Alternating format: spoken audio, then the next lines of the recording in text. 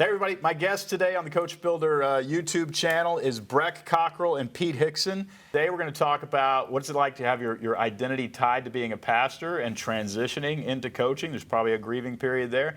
We're also going to talk about how do you actually create value on the open market with your skill set as a pastor. What do you do? What do you go to the open market with? What sort of products, what sort of menu of products could you create? Mostly we're going to talk about the insecurities, though, about actually taking that leap and what are the steps you need to take in order to transition. Sound good with you guys? Perfect. Yeah.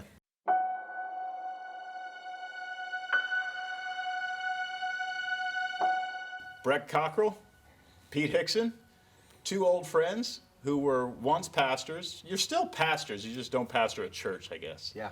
And you have transitioned into coaching. Mostly business coaching, some life coaching, some mindset coaching. Is that right? Mm-hmm. Yeah. Well, that sounds like an incredible transition. Walk us through what you were doing even 3 years ago, both of you. Yeah. Brek? Well, I'll go first. Yeah. Well, 3 years ago, pastoring, trying to keep a church alive through COVID, right? Yeah. So that was Buffalo, New York. And that was kind of the world that we were living in. And the transition 3 years plus, minus a year ago, I transitioned out of that role. Now, you were a pastor for how long? Well, I was like full-time church work. I started a little later than most. I was 35. So I'd done coaching, basketball coaching, guys in college and high school. And then I stepped into that, and I did that for 25 years. Stepped into pastoring for 25 years. And started a church in the city of Buffalo and led that for 17 years. And the church that you were a part of was not a mega church or loaded with money. You were in kind of the inner city. Yeah, we were in the hood. And so it was an incredible 17 years, learned so much, got to experience so much that I wouldn't have ever dreamed about being in that context. But that's where God kind of put us and gave us a heart and a passion for a community. Buffalo, second poorest city in America, and in the city and in that area was one of the lower income. So with all that comes lots of issues that I was not aware of walking into that, but so grateful to have been able to partner with and see a world that I would have never been exposed to. Yeah. Yeah. And Pete, you were pastoring here in Nashville. Yep. That's where you and I met, but Yes. you were pastor before that in Atlanta, is that right?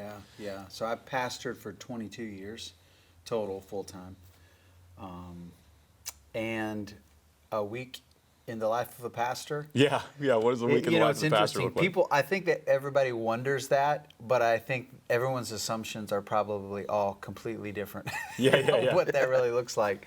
For me, I love to be around people. I found myself enjoying oftentimes kind of diving into other people's life a little bit more than mine. And so I spent a lot of time taking people to coffee and lunch. And that was my way of pastoring people, getting to know them, learning what they did for a living. And then, just depositing as much as I could of just life and wisdom and things that I'm learning along the way. Obviously, depending on the size of the church, I feel like I've pastored in different roles and different kinds of churches. Some in the larger churches, it was just meetings, staff meetings. Others Leading a team. Yeah. I mean, it's not that much different. You can attest to this of running any kind of company, whether it be small, medium size, or large. You still have an organization. You have a structure. You have one of the things about pastoring that I think people who have never really tiptoed into that world probably don't realize is that you're running your day-to-day business, if you want to put it that way. But then every weekend, it's like you're putting on a concert, you're putting on a conference, an event. You're putting on a children's production, and then you're parking every one of those individuals, and you're not the one doing it. It's an all. event It's an business event. in some ways. It is an event every single week, and once you start, it doesn't stop. Yeah. And so while you don't want to live for the event, you got to live for the event. But then you got to make sure, I would say if you're a good pastor, you got to shepherd the people. You got to care for the people. And then that balance can be very difficult. It's so funny. When I was dating my wife, I chased her to D.C. where she lived and spent about 8 months there dating her. We got engaged and went to her church. And this was a small, I believe it was high church. So I don't know if it was Episcopal or Presbyterian. I can't remember. But I got to know her pastor, Richard.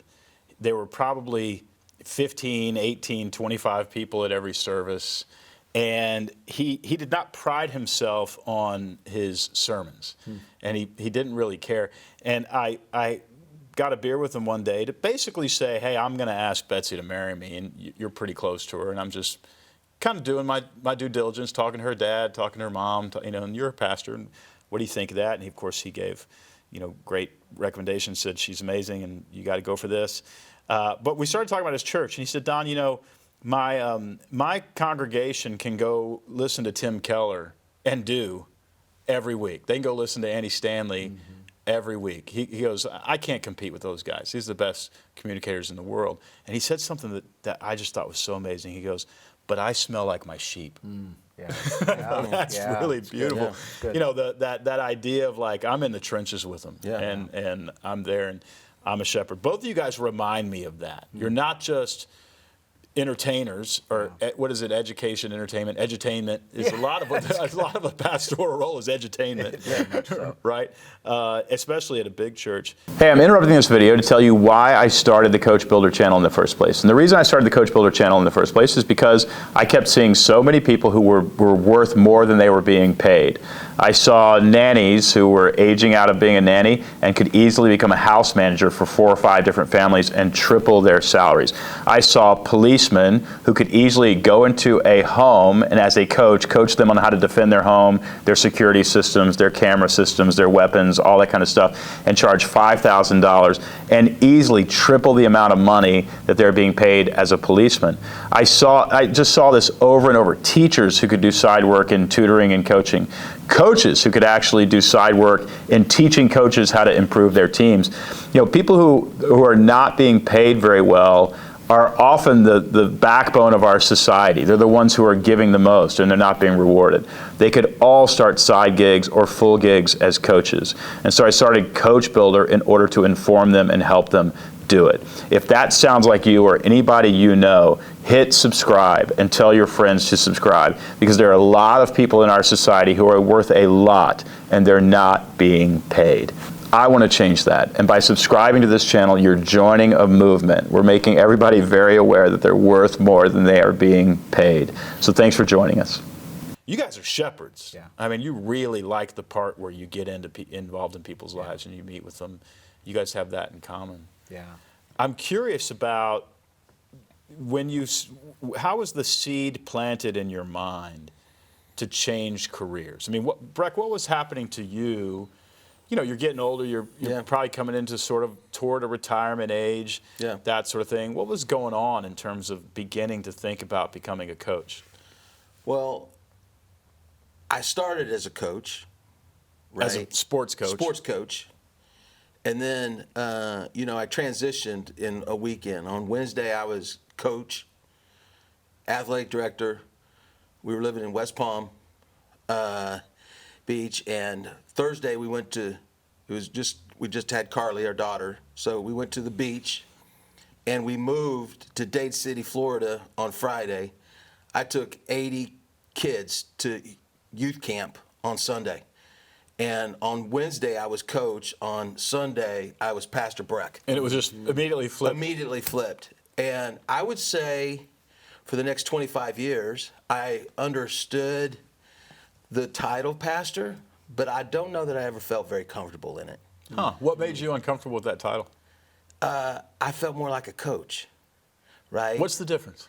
Well, for me, I can't speak for anybody else, but for me, coach was about developing, right? It was about building a program, building a bench, looking at kids, who were maybe not very good and coaching them up and taking a team and the culture of all of that. I don't know how healthy of a sports coach I was at the time, but and then in pastoring, I actually, even when I launched the church that I did, I saw everything through the lens of a coach and like an athletic director than I would, because my dad was a pastor. I grew up in that world, but I didn't quite see it that way. So when I was starting to transition, and I went through Hero on a Mission, did on the BMS platform in between Christmas and New Year's, I think in 2021, something like that. I think it was the Christmas of 20, heading into 21, and I went through that. And it was an incredible catalyst for me to think about, like, I started feeling this, I don't know, I was heading towards 60, and I'm like, I never thought I would be a lifetime pastor. I wanted to do something other. And when I started thinking about it, I'm like, I want to go back to coaching, because I'd been a kind of leadership geek all my life. Got a chance to go through a Zig Ziglar C at the top when I was 25. Yeah. I still have the binder, C at the top, check up from the neck up, all those Ziglar kind of things, And so I'm like, and that's what I enjoyed the most, was the development of people all through those 25 years, leadership and all of that. I'm like, I think I want to go back to that. When you were a pastor, did you find yourself getting caught in too many meetings and not being able to develop people like you wanted to, just sort of in the bureaucracy of it? Well, when the difference between being a part of a larger church staff and being in meetings and then leading those meetings, I certainly saw the necessity of it, but wanted to make sure that it was a different, intent, in those meetings. So we would have our meetings, but in the church that I had, we had mostly volunteers. So how do you motivate? How do you develop a volunteer staff and team? And I think that's one of the things that most people would not see. Hey, you get to motivate as a leader, because John Maxwell talks about that first level of leadership. You got authority, you sign the paycheck, but what else do you do in the leadership? And when you have established a team and leading, and they're signing up every week, every year to volunteer, and you got nothing but vision to cast, and connection to cast, and purpose to cast, that's a different way to lead. And so, I have found that the folks that I'm getting to clients that I'm getting to lead, all of these things come back, and I'm just like, I don't tell them, hey, this is church world kind of stuff. Yeah. But it's like wow, those things really, there's a lot of bleed over. Yeah. And Leadership is leadership. Yeah, it is. Exactly. People are people. When you say that too, I work primarily with business clients now, many, if not most, some nonprofits. But the bottom line is they're wildly uncomfortable when you start telling stories about leadership things, in the fact that, how do you lead organizations that are built on volunteers? That's very unfamiliar to most in, I would say, a business community, unless they have that component.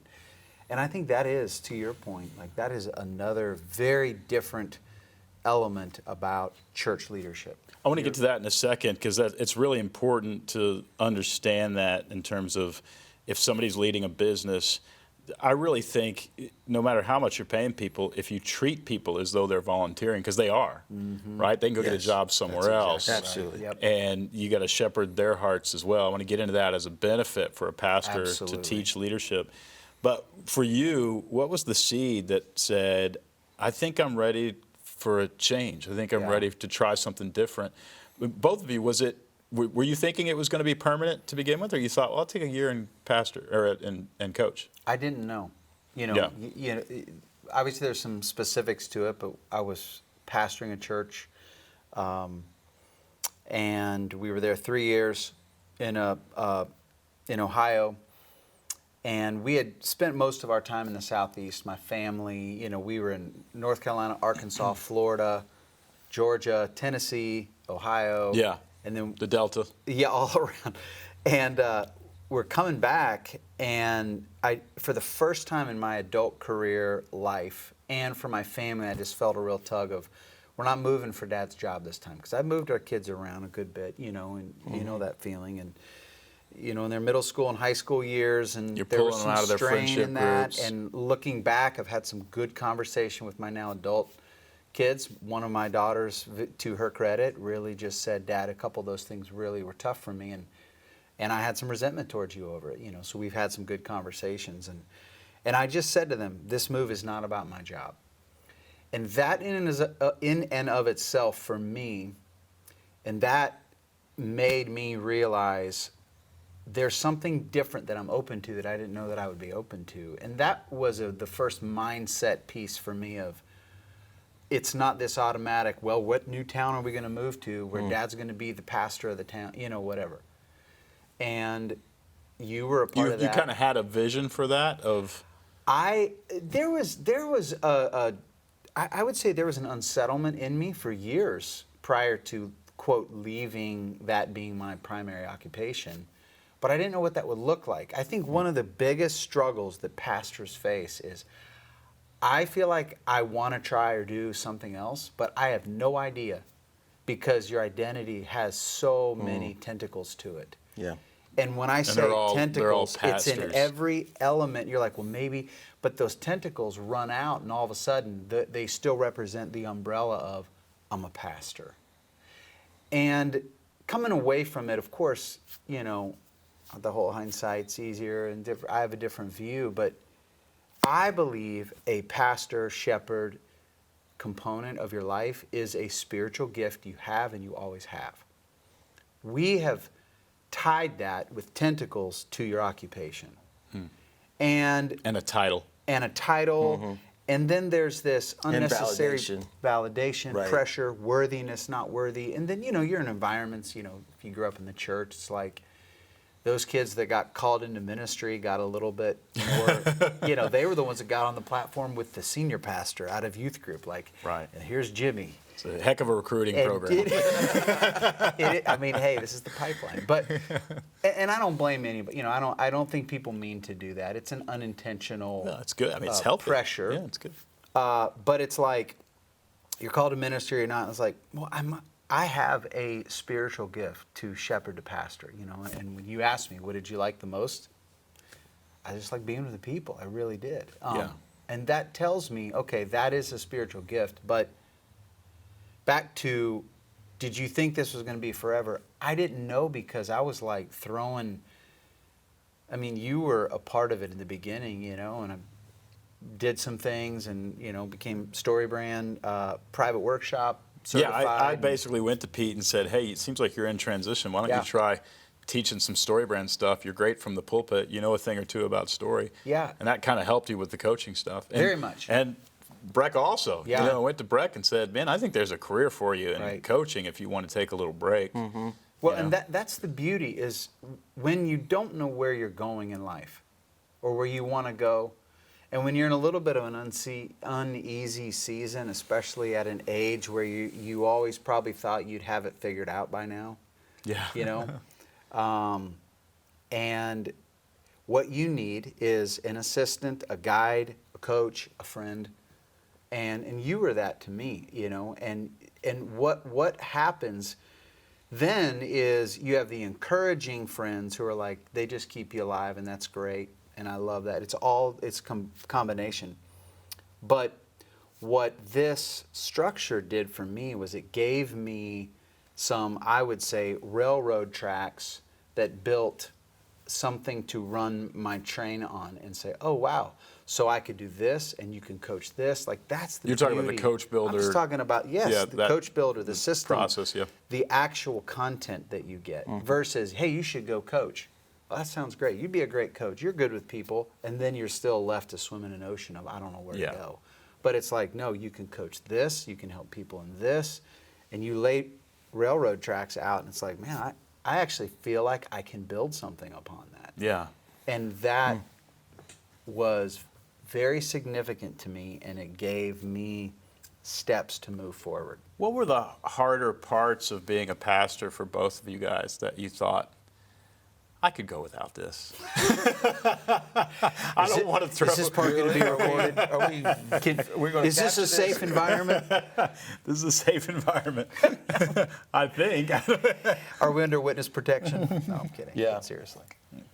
We will disguise your identities, I Thank you. promise. Can you put a bag over my face? Yeah. You've done the whole interview. I'm not Now you saying put a throw bag anybody over under my the face. bus, but what were the things that, I mean, I can't imagine week after week after week having to feel like, at least, it's not true, but having to feel like you got a top last week.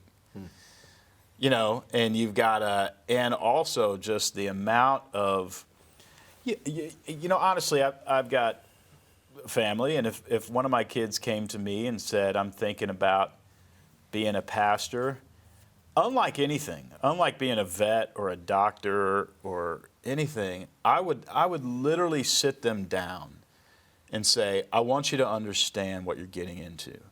This will be a richly rewarding life, and you will have people idolizing you.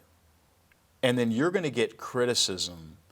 You're going to serve like you've never served before, Yeah. and have people treat you like a waiter. And you're going to get both. And it's going to be rough. Yeah. You know, and because people, not unlike a politician, in the sense that I pay my taxes, therefore I own the government. Well, you know, 8 years ago, I put $50 in the offering plate, so I should be able to tell you what to do. 100%. You know, and it's just one of those positions that it's not like anything else. I mean, it really isn't. And was any of that grating where you just go, I'm not going to miss this? Well, I think one of the, you know, being in the seat, my dad was a pastor, so I already saw that. So that was never anything that I wanted You were to do. used to that, yeah. I didn't want to do it. Like I kicked that can down the road for a long time, but I think one of the things that prepped me was being a basketball coach, knowing this is like the only buddy that's happy right now are 5 parents because I'm playing those 5 kids. Right. The rest of Everybody them are else. mad at me. Yeah. And they're second guessing me. And I had to learn very quickly, if I was going to be a successful coach, that I'd have to coach the kids on the bench, not anybody in the stands. And so you have to develop some toughness, you know, but similar to pastoring your family. So your wife is sitting in the stands. Your kids are sitting in the stands. Well, as a pastor, your wife is sitting down there, right? Your kids are a part of it. They're a part of the you know, the grandstand, Community, yeah. the community. And so it's not just about you, it's how it impacts them. And I think some of those things is what I do not miss about pastoring. Certainly there are some good things that come along, and then there's some other things. Probably like it is in anything else, but it's a different kind of navigation because of the spiritual component. And, you know, we can be honest here. There's a lot of times where pastors, they can monetize that spiritual aspect, or even if it's not monetize it, they can leverage it for power, prestige. And so when you can pull the God card and you're the pastor, how can you argue with that much, right? Yeah. And so I think personally trying to navigate that, like being who you are and not leaning toward the power side of it or the benefit of it, but staying, like, keeping some boundaries in place, I think is really important. But there's, I'm just a year out. into coaching, of coaching. A year ago this weekend, last weekend was when I transitioned out. Congrats. It's an anniversary It's an interview. anniversary interview, right? And so I was telling Pete this, and people ask me, my mom asked me this, like, do you miss it? Yeah. And I'm like, I don't. Yeah. And for pastors that might be watching this, listen, like I know that's crazy. Yeah. But I emptied my tank, and coming into this, it's challenging, Coach, building a business. I mean, but I'm glad my kids who are adults now get to see me in a different role and seeing me hungry about learning and growing outside of the church world. I appreciate that, but I think they're intrigued, like, wow, he's having to actually, do something other than the church world. And, I think the only time it really dawned on me that I missed it was Easter weekend, right, Pete? And so it's the first time in 25 years I wasn't preparing for the Christian Super Bowl. Yep. And we went to the early service with the family. We get our pictures. We get in the car. We go and eat Easter brunch at a restaurant. We go home. It's Like, 12 what o'clock. is And like, this? what have we been missing? No wonder. I wasn't exhausted. I wasn't like You experienced Easter for the first time. Exactly. Yeah, It's And you like- weren't worried about how many people were going to come, or Yes. whether or Like, not all of it was it going to be good. Like, and pews all were of gonna those be are real full. things, and it's Yeah. important. But my gosh, it was like, And that was probably, you guys were both probably a little bit afraid of, I mean, there's you get used to what you know, and there's security in it, and you know you're going to feed your family next week, and you know what to expect, good or bad, versus a black box investment, which is the change to coaching, right? And so there was a sense of relief, and it was like, this ain't all that bad. I would say when the church is paying, like you get you have to lead well enough to still. It's not a complete entrepreneurial, but it is somewhat. Yeah. When you've planted a church, Pete's done that. I've done that. But there is what's unique about this is sitting on the other side is like where I used to like, man, Sunday's coming. Now it's I need a client acquisition. Yeah. You got it. You The got a pressure just retainer. changes. It's coming. Yes. You just always have Yeah. to be thinking ahead. You're right. And the scenario changes, but the pressure is pressure. Life is life. Yeah. We're all humans. It doesn't take it away. No. How has content strategy? I've always said when I'm with businesses that are Christian owned, I'll talk about my faith if they talk about their faith, kind of a thing.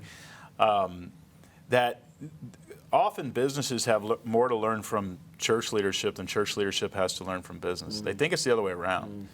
But in today's day and age, especially in the media, the fact that media has been democratized, and you can go on YouTube and share things and do a podcast and share things. It's no longer the three major networks; it's individuals. Right. Content strategy is churches have that nailed. Even bad churches have it nailed. They got to get something every week, something for the kids. So it's content strategy.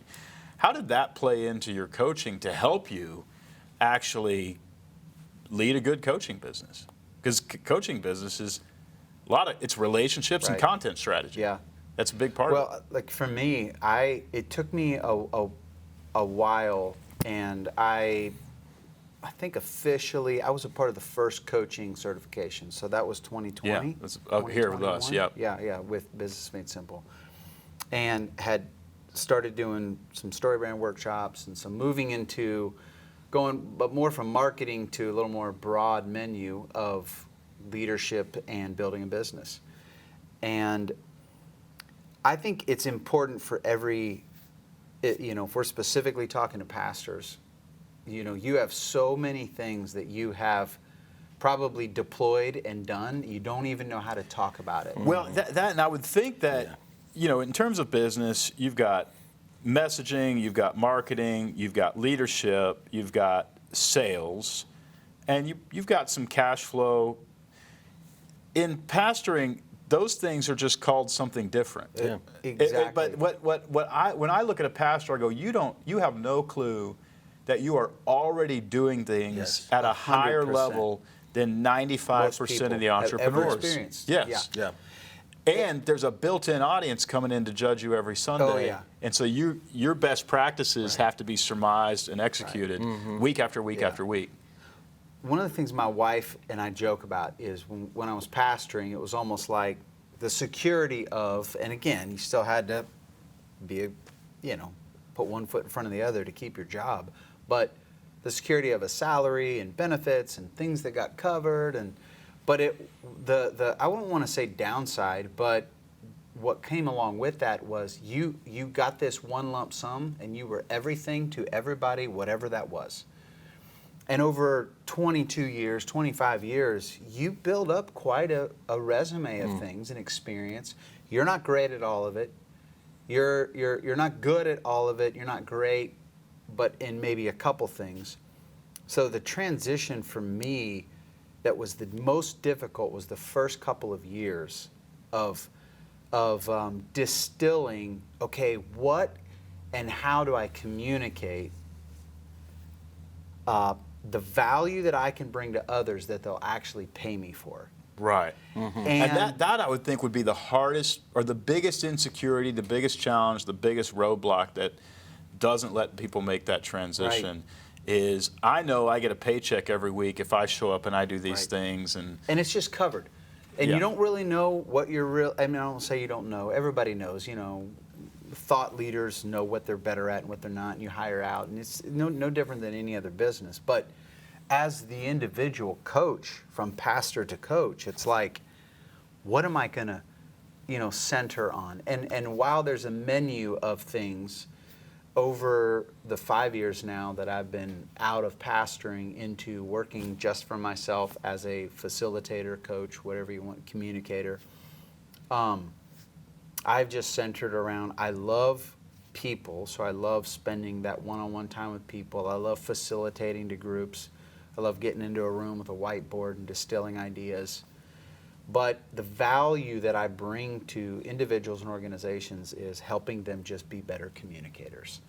And I love communication, so I love coaching. so you've picked that little niche. You've That kind of was my dialed niche in on that that I niche. felt like, well, Pete, what do you do? What do people, say, hey, you're good at? Like, what do you feel like you're bringing value? And then I even took it a little further and said, I love to help individuals and organizations do better in communicating their mission, their message, and their marketing. So now you got to help them figure out what their mission is, it. what their message is, and what their And- marketing is. And a lot of times I don't get to And so all how three. long did it take you to nail that? I mean, that 2.5 sounds very years. 2.5 years. 2.5 years. That I'm not sounds kidding. really right. You were like, we talked about this together before Brek stepped out fully, and I was sharing my struggles, because the struggle really is real. And sometimes in the whole, hey, which is better, coaching or pastoring? Like, I don't think none of us are people that like to step on something to elevate ourselves or to say this is better. I almost see them as parallel tracks.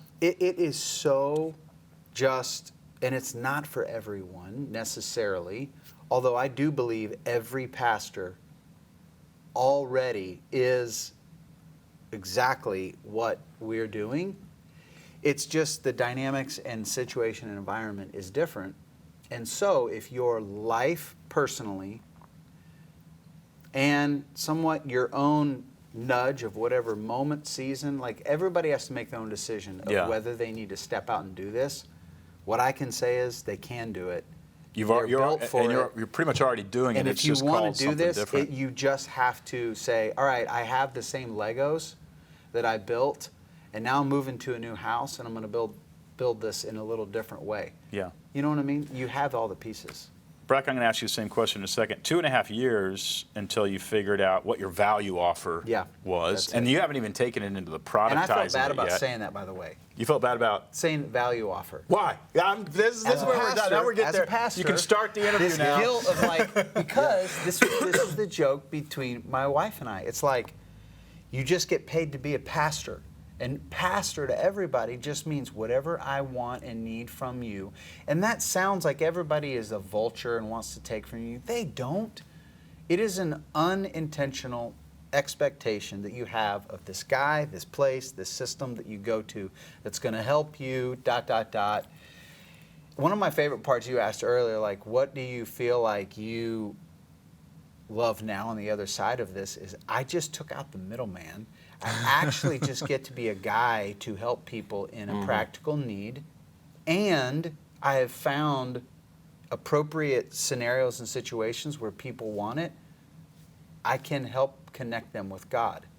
I don't have to run them through the system of the church organization first, if that makes sense. But Yeah. that's probably a whole nother conversation. Was there a burden off of either of you guys' shoulders that was kind of lifted in that sense, that when you became a coach that it was sort of a weight?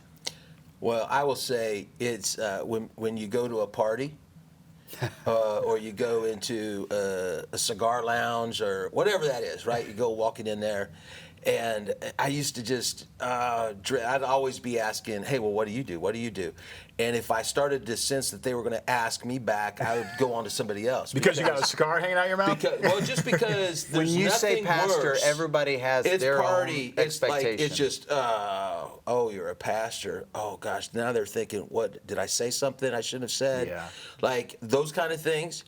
It's harder to connect. You become the principal. all Well, of a sudden. exactly. Yeah. So now all of a sudden you're the pastor. So everybody's going to. It's like going to a rated R movie with your mom when you were a teenager. Yeah, maybe. Something Changes the I would not dynamic. know that, Tom.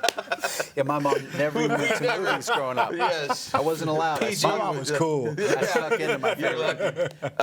But no, I think that there is, I'm. So when people ask me now, I feel better about having to be able to explain. I'm a business coach. I'm a coach. Exactly. I'm a mindset coach. I'm a life Well, coach. what is that? Like, well, and off you Help go. people figure out how to And communicate. So, Yeah.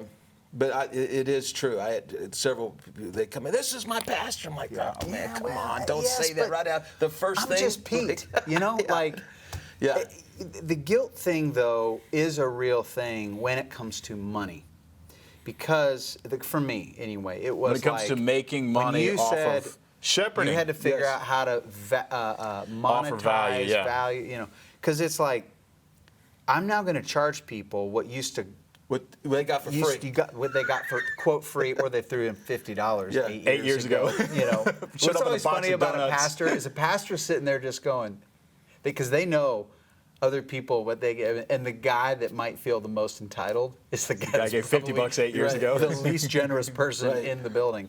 But the guilt a little bit is just from, I am now taking this one-stop shop. Everything comes with the, you pay for this subscription to have a pastor. And now, well, I'm going to go and even from, and I did a little of this before leaving anyway. You go get a speaking fee for doing this keynote, or not a keynote, whatever you're speaking. Yeah. For covering somebody's pulpit. Yeah. Now I'm speaking keynote language. But like, you're going to do this talk or go to speak somewhere, but to really just say, how do I charge and how much do I charge for this element, this element, this element? Like building your menu, that was really interesting for me. Building your menu of products, coaching products. These are the things that I feel like I can offer. And Well, I was there gonna was ask a you- guilt factor in that. How did you get over that guilt? Because Well, to me, it was to some degree. I was never a pastor. I've never taken a check from a church in a payroll. I've spoken in some pulpits and got paid to do it. But going from writing Christian books, Christian memoirs, to writing business books was a very interesting transition to me, and it was almost like the opposite journey. When I can give you some counsel on how to read your profit and loss so that you can go make more money, it was easier to charge for that because this is actually directly related to you making a lot more money. Yeah. I mean, somebody paid me a lot of money recently, and their company looks like projected to go from 100 million to 200 million. I don't have a problem charging you for that. Right. Like I know that the value that you're offering, and it's not it's an actual financial value that you're offering. Yeah. Giving the same sort of shepherding. It's very interesting. Well, I think that's how you have helped me, and I'm sure Pete would say the same. Is I believe coaching. We used to always say, especially like every pastor needs a pastor, and I don't disagree with that. But I believe more now in the fact that every pastor needs a coach because it's a different kind of relationship. And I'm not talking about a coach to build your church. I'm talking about a coach to help build you and your team, to help you. What's it like on the other side of you?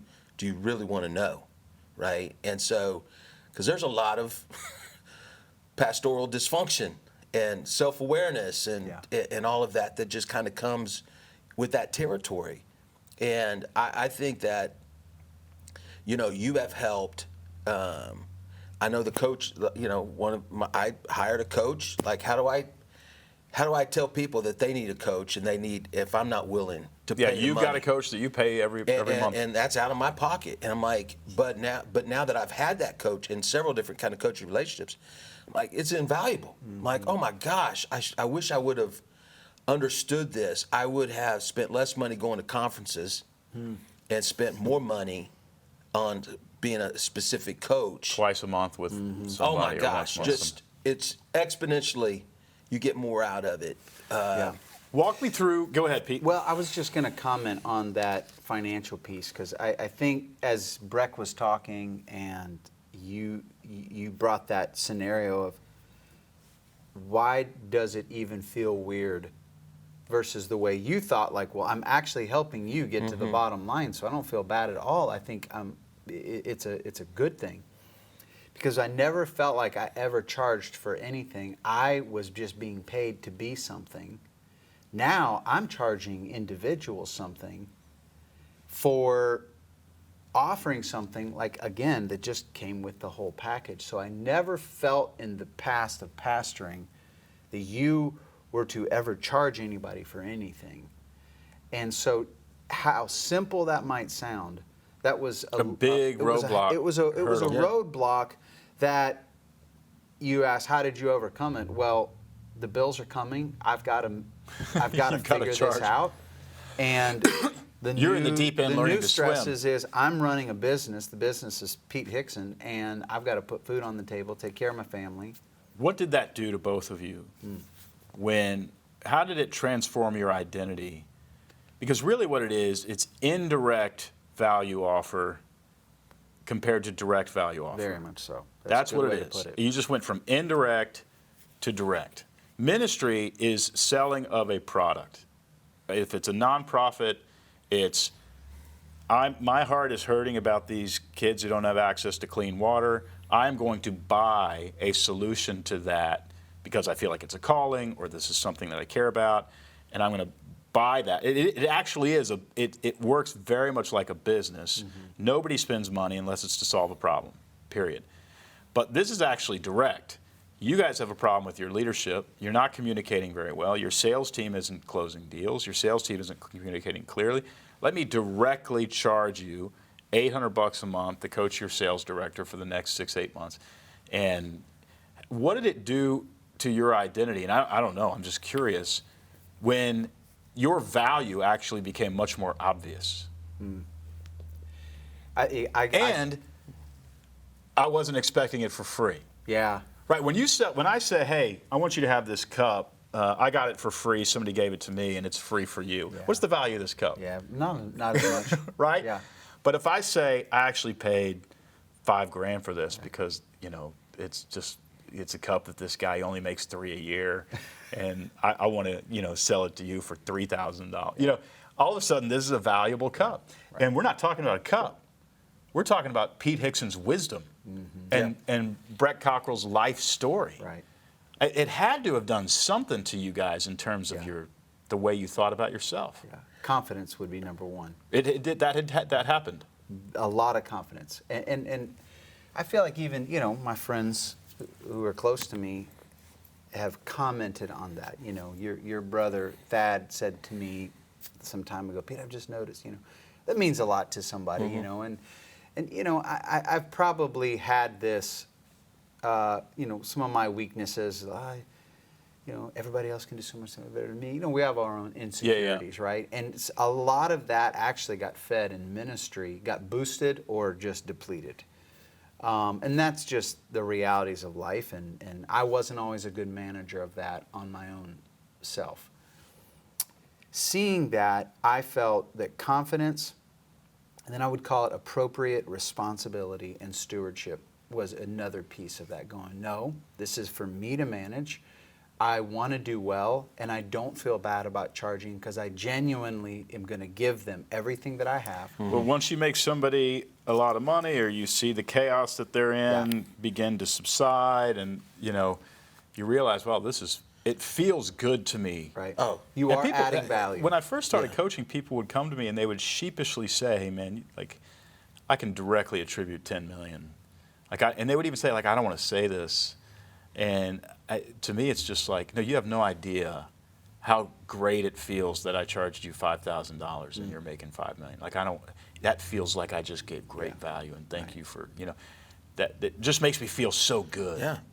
It does. I mean, God just allowed me to, while I was transitioning out, there was a relationship, and the gentleman was getting ready to go from a director to a vice president role within a college, a large college, 18 campuses. He was stepping into a vice president role over online, right? And so He's nervous. he's like, "Hey, do you think you could help me, like with my leadership team?" And I'm like, "Sure." And that was my first client. And I didn't even have a website. I didn't have nothing. And so I had a friend who's in the coaching business, and I called her up. I said, "I think I got my first client." I think that's called a client. I think that's Right? He's going to pay me. And like, so can spend you time help with me? Like, he asked me to put a proposal together.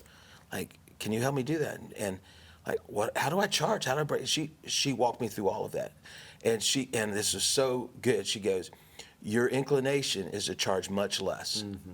You've got to charge this much. I'm not going to let you charge anything less than this." Good friend. I'm like, okay. One, they won't respect it Yes. unless you charge. And they won't And- take action on it. And so that went from a 3-month contract to another 3-month contract to a 12-month contract, and now getting ready to, he's already talked about another 12-month. And now I'm not just coaching him, his executive team, his middle management. I've taken them through Hero on a Mission, Communication Made Simple, all of that content that is at our disposal, being part of Coach Builder. And we have talked about all the aspects of him actually stepping into first time like vice president role, being executive, and walking him through and his team, and it's millions of dollars that has improved, and I'm like, and he's sitting there going, "Man, I don't know. I don't know where we'd be if it wasn't for you coaching me specifically." How did that make you feel? Oh, what it made me feel was the same when, somebody in your congregation comes back and go, "Hey, if it wasn't for you, my life," right? I think about Eric's or whoever, like I get emotional thinking about it, like life-changing, transforming. I get to do that and get paid. And these people, men and women, are grateful. Like, "Man, you've brought something significant." And my hope is to be more significant than successful anyways. Yeah. Right? I think that's all three All of of us. us, yeah. Right? And so significance is all about people. I get this when I think, Don, what would make you the happiest? If you could guarantee something right now, what would give you the most fulfillment? It's literally after I die that people would come up to my daughter and say, "Your dad changed my life."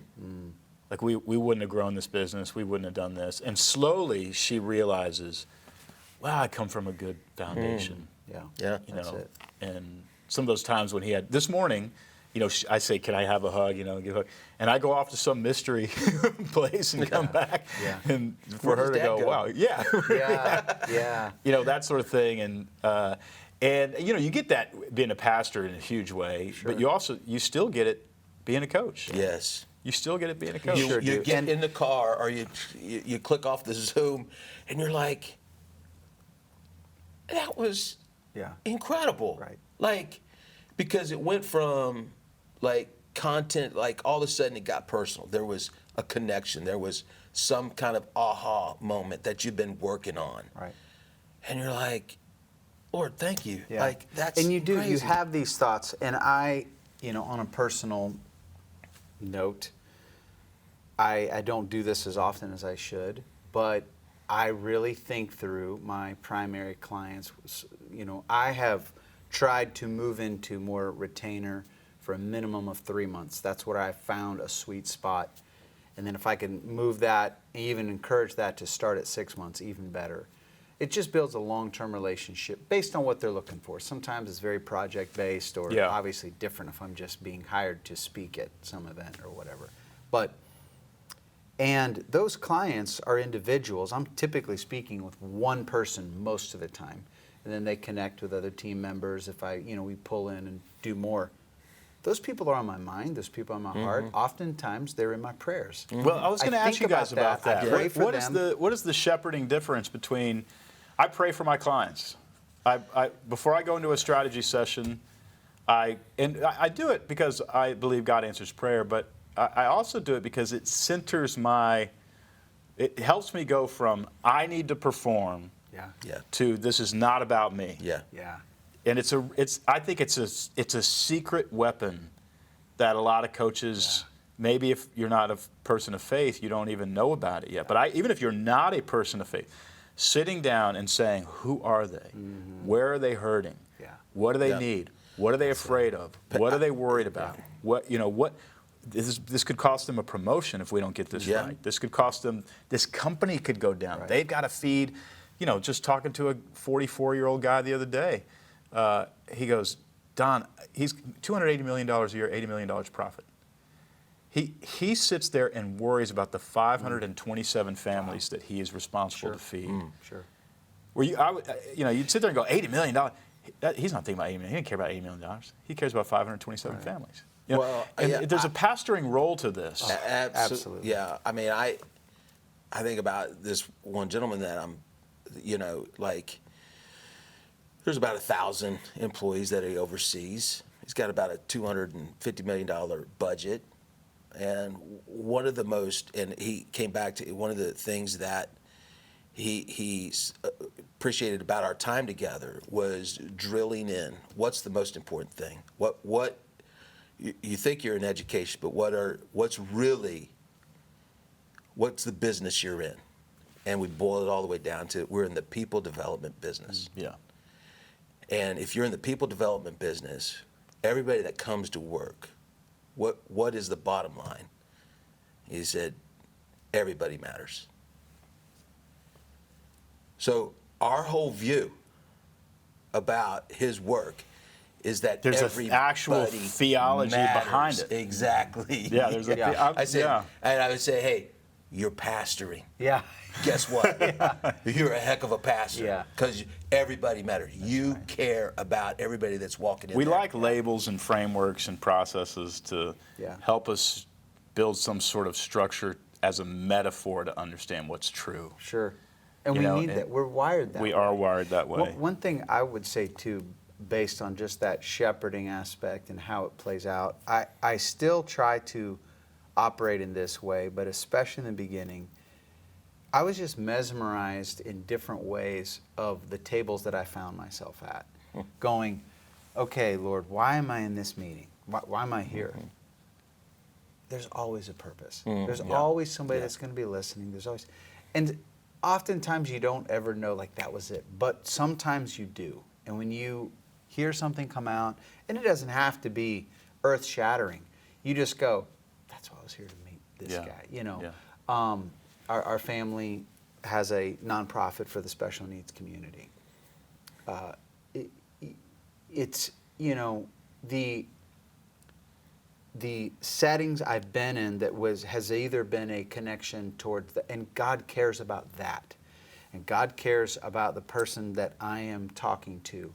And they're going through something and they have a struggle, or a relative or someone. Like the people that I've met that have the same struggle we have in that world, that I've been able to get on a phone call and encourage a sister, a niece, someone, and go, hey, you're not alone.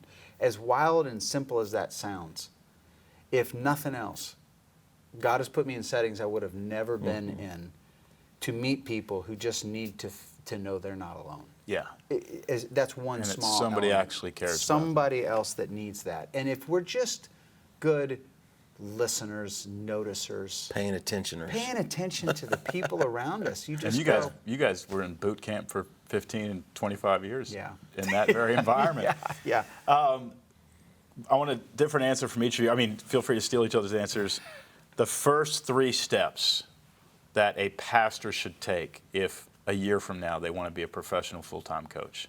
Brek, what would those first 3 steps be if you could coach a pastor right now who's ready? I would say find a coach, because I'm actually, in the last 12 months, helped 2 other pastors, little behind me in age, but transition. One was out of 2 different scenarios, 2 different contexts, but helped them transition out. And and I realized, like I was coaching them. If you're transitioning out, and I know this seems like it's self-serving, but you need to find a coach. You need to find somebody who has done that ahead of you. Save you a truckload of mistakes. And to understand and navigate the emotion, because there's a real grief process. There is. You're like, there's grieving, there's a season, chapters. It's like there's such an emotional, like nobody understands on a week-to-week basis what it feels like to feel the load of pastoring a church. Yeah. No, whether it's of 25 people or 2,500 people. There is a real sense of weight that comes with that. And understanding that is going to transition out. There's going to be a grieving process. There's going to be emotion. You're going to need to work with your board. You're going to need to actually put a date in place. You're going to have to, and as soon as you say that, everything changes in that transition. And just to be able to be aware of all of those things, I would say that would be a real crucial aspect, is to find somebody, a coach or somebody who's gone through that, to help you navigate. That'd be one of them. Yeah.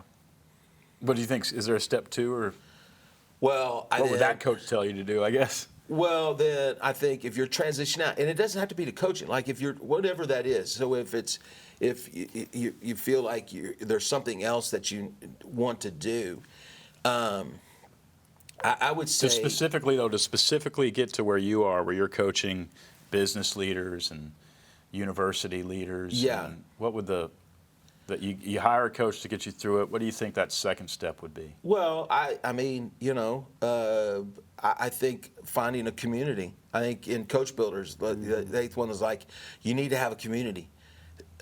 So guess what? You've been talking about, as a pastor, you need to be a part of this community or find a community. Guess what? You need to now find a community of coaches that you need to be a part of. And that transition is hard, because you've been the top of the food chain, and now all of a sudden you're not, and you're joining something. And it's why I think it's hard for pastors to go and find a church. That's another whole I wouldn't have done it that way. Right? You're like, oh, how do we turn that off? But I think it's really important to find a community like Coach Builder or whoever that might be to embed yourself with, so that you're learning. There's this community with it.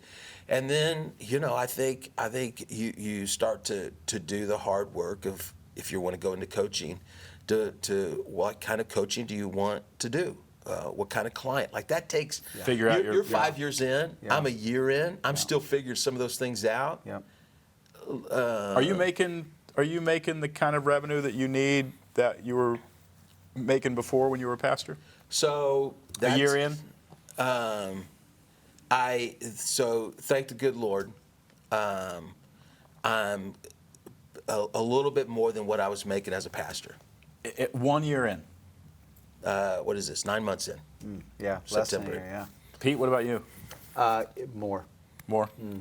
And I would say that transition probably went more significant, and when I say significant, noticeable, about 2.5 years, about halfway from where I'm at. So I'm About 2.5 years in, about 2.5 you were years making in. noticeable And more. part Now, of there's it still was, a quarter left.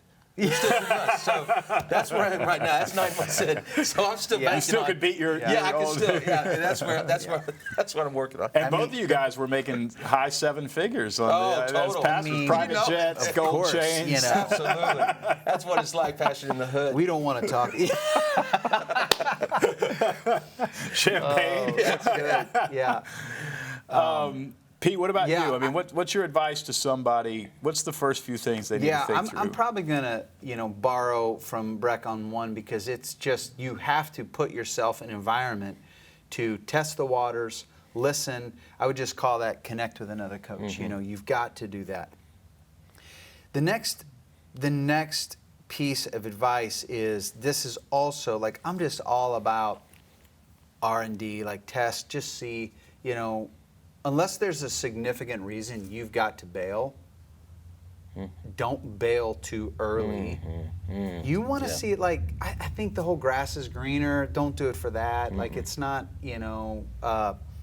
life is going to be perfect. Because, if you don't end well, and I've been on ending well, and I've done it where I probably didn't end as well, give yourself a runway.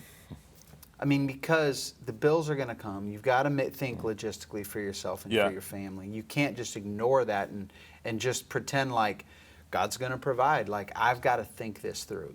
I'm not saying He won't, because He will, but we have a responsibility in this. So I would put myself in an environment where there's some others, and in that R&D piece, I would really start. Literally, I would just call that writing. Just start writing out, writing down, get pen to paper and start going, okay, every pastor is a visionary to a degree. You had thoughts, you wrote down, this is where I want to take my church, this is what I see for our future. This, like, you write sermons, you're a writer to a degree. Yeah. Start writing out thoughts and plans for your life. Things like, what sort of product, what would I charge to do what? What can I, and even backing up of, like, what would I coach? What do I think I could be helpful? Just the value pieces. And in the coach environment, that's step one, they're going to start throwing out, hey, this is what I would charge for a half-day workshop. This is if you have a small group that you're leading of business people. They'll start borrow a lot of that stuff until you've adopted your own system. Don't start too small, because it's hard to boost that. Yeah. That's big advice that someone gave me, in charging too small. And then 3, I would just say is, I would think diversify. If you don't know, you can day one, and this is very normal, have enough clients to 100% provide for your needs. Think about, is there a part-time thing I can have over here while I'm building my coach? Can I build my coach business for 1.5 years while I'm pastoring?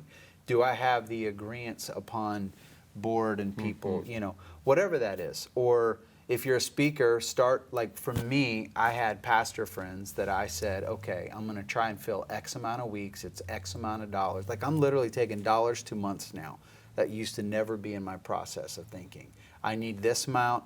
If I did this many speaking things, if I did this many private workshops as a private contractor with Story Brand, if I did this many, and I start thinking that way, okay, and if I had X amount of clients, you've got to start thinking that way. So build a bridge, whether that's a part-time job plus coaching, if you really want to move into this. It's very practical, So I would connect with others who are doing it so that I can borrow, listen. And then I've got to spend my own personal time, the discipline of writing. That is how you can start to distill what you really are good at. Yeah. Then you take that to other coaches and go, what does this sound like? And it's, as I've connected with those who have transitioned to coaching, they did the same thing that I did. the first 4 or 5 rounds of it, it's still so general, so obscure, so like, because that's just the world we're used to. We're like changing the world, and I'm going to help you, and I'm going to be here. It's like, Yeah. no company is going to give you their hard-earned money No to pay company is you going to pay you to reach their potential. more to. Yes. Exactly. They're going to pay you to have websites that actually That's it. convert in a leadership Right. meeting in Yeah. which you get a lot done. Distill. Yeah. Defragment all of that. And listen, get clear. since you guys started coaching, I mean, AI has taken off. Oh, You yeah. know, I even sat there this morning and typed in as long of a prompt as I possibly could in an AI interface and say, now will you help me with this? And it just spit out wisdom. It's incredible. Yeah. I mean, you could actually, to spend 20 minutes with AI before a coaching session, it will help, you know, you'll get 3 or 4 things that you wouldn't have Right. done in that coaching session. Yeah. So it's, you know, the collective wisdom, and AI is not, it is artificial intelligence, but it's borrowing on actual intelligence. Yes. Yep. You know, so it's stealing from human intelligence to say, hey, what if you offered your client this?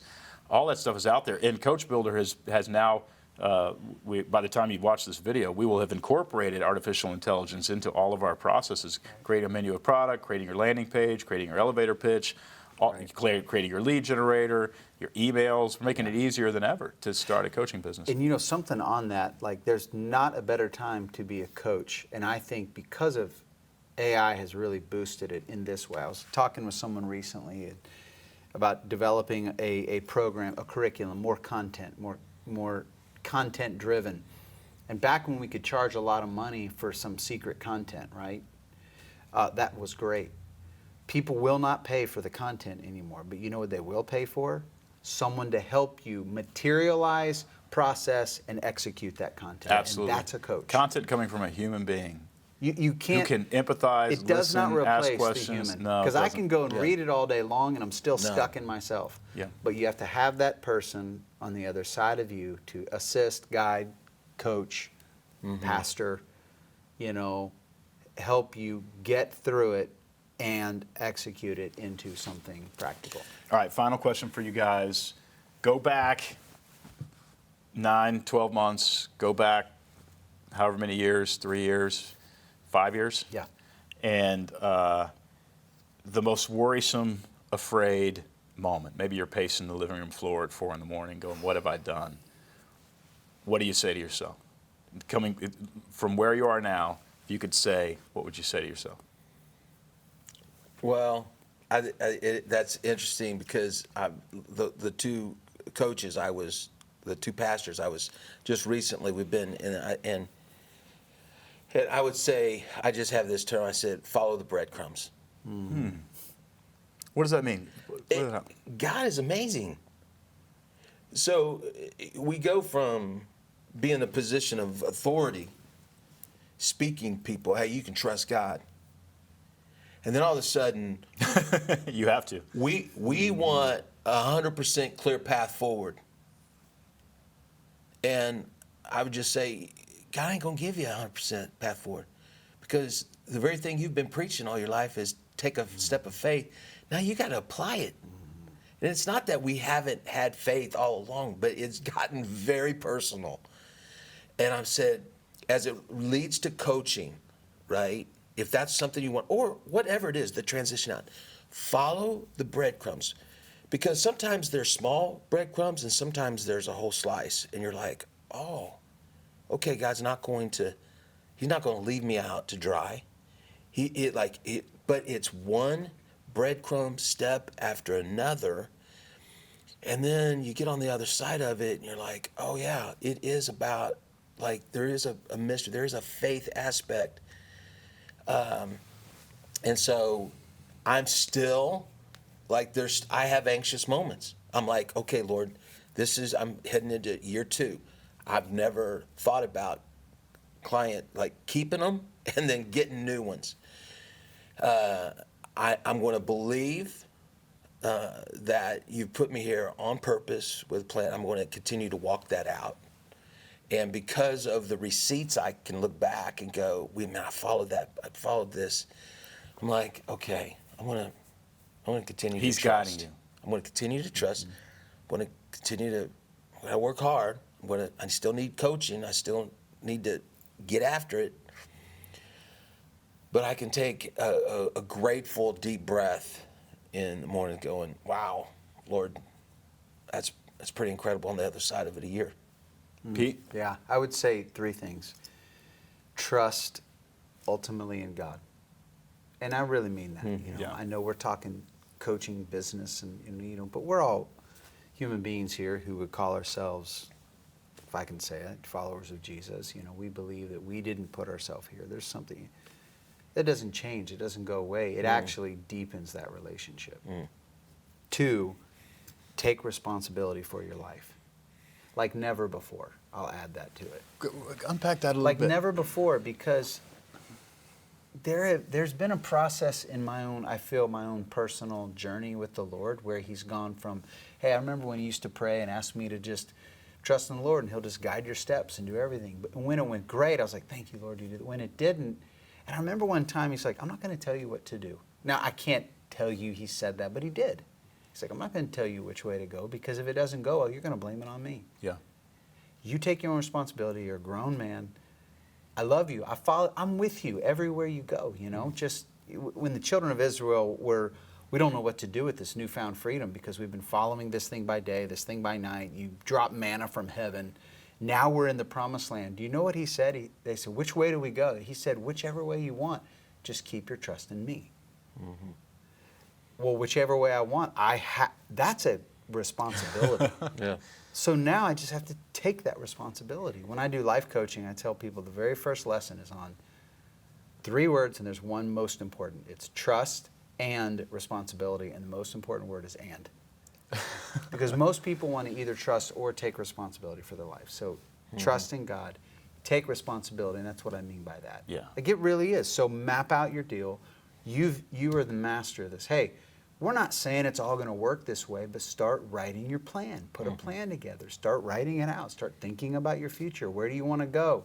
There's all kinds of supernatural interferences and human error that's going to block it and maybe never get there, but at least set a direction and move in it. Yeah, that's good. responsibility. That's Well, amazing. And There's a great author who starts his book that says fate is a terrible yeah, writer. exactly. That's exactly right. Right. And Yeah. I've used that so often, but that's to your It's point. so true. Yeah. So trust in God, take responsibility like never before. Yeah. And then 3, I would just say, don't do it alone. Like you just right now, going back to like I don't have to figure this out. There are people around me probably already. And if not, I'm going to find a community and join it and be around thought people who care about humanity and still want to help the world do great things. Get yourself in a community, don't do it alone. You can't figure this out alone. Don't be arrogant, don't be prideful. You're stepping into something new. So there's some submission there, right? A little bit of some surrender. humility. So don't do it alone. Yeah. It's an unbelievably growing process. I mean, I wasn't a pastor, but I did go from Christian memoirs, speaking in churches, to business books. There's a transformation in identity that happens not because of that specific transition, but because you did something very, very hard that a lot of people aren't willing to do or too afraid to do. Yeah. And the other thing is, my friend Stephen Mansfield says, I'm paraphrasing, but he says, you're headed for trouble when the credits roll and you're still sitting in the theater. And if you're sensing this pastoral thing, that chapter was beautiful and amazing, and it's over, and you don't get up and go into the next story, there's going to be some problems in your life. It's time to move on. Yeah. And so I'm excited about you guys. I'll tell a quick story. I've got a buddy named Scott. I have a business coach, and his name is Scott, and he has never run a business. He, 5 months ago, stepped down from being a pastor, good partying with his church, had a great experience. And he wasn't sure what he was going to do. And I called him, and I said, Scott, can we get together? And he said, sure, I'd love to. And we sat up in my office, and I said, Scott, Don has a wonderful plan for your life. He said, what are you talking about, Miller? I said, I'm arrogant enough to think I've got a plan for you. I want you to put together a group of high-functioning leaders. I want you to charge them $10,000 a year, and I want to meet, and I want them to become like brothers to me because I want to be the first one to pay you $10,000. And last week, 35 leaders who had paid 10 grand apiece got together in my house. Wow. And Scott led the meeting. Wow. And he's revenue-wise, he's probably making more. I don't know what he made as a pastor. He did before, and the transition went flawlessly. And usually it takes about 3 times to get together to build community, and it was immediate. And I'm as happy as a clam, and awesome. quite honestly, he's undercharging, but don't tell Scott. So my coach is a former pastor inside of a year. He was pastoring less than a year ago, and now he's coaching this community of high-impact leaders, and he's doing a great job. I think pastors have a lot more to offer than they think they do on the open market, Yes. if you will.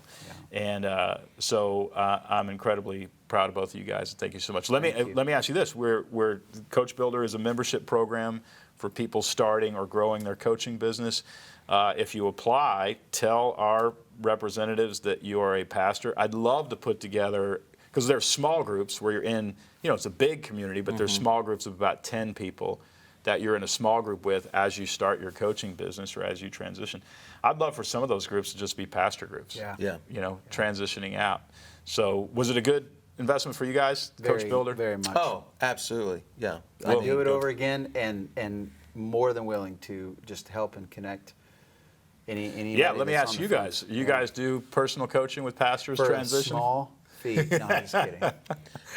Yeah, no, it's interesting. I thought that would kind of be maybe the world I would first swim in, but as it's worked out, I'm doing all business stuff outside of church, and I do have some space that I would like. You know what? I want to still have impact in that world. Pour into some pastors. Pour into some pastors. Because as Pete and I have talked about, there's a great need, not in building a church, but building the person in your team, right? And that's kind of rarer than you think when it comes to pastoring. So, yeah, as long as they're not egotistical jerks, there's Brek nobody Cockrell, like that. where do people find out about you? Where's your website? BC Leadership. BCLeadership.co.com. Oh, BCLeadershipCO.com. Yeah. Pete? PeteSpeaks.org. PETE speaks.org. Gotcha. PeteSpeaks.org, that's me.